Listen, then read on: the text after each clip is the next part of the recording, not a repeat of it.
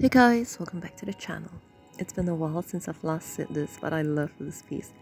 So I wanted to take it easy for this one without all the details and stressing myself over the artwork. Thus, I've decided on something a little more on the minimalist side. I actually got inspired by an artwork I saw online and decided to give it a personal touch by adding the flowers in the middle. The process of this was quite fun, somewhat meditative with all the repetitive patterns of pressing down the paint to create a texture for the top half of the painting. I had a TV show playing in the background while filming this, so time flew by pretty fast. Although I must say, this took longer than expected, about 5 days in total, 3 hours each. But I was a little sad when I finished, because now I have to start thinking of what to paint next, now that this is over. The camera does it no justice. It looks pretty slick in real life, and the texture really shines through in different angles. At first, I added a streak of gold in the middle, but it felt a little tacky, so I improvised and removed it by painting black over it. I still wanted gold while keeping it minimal.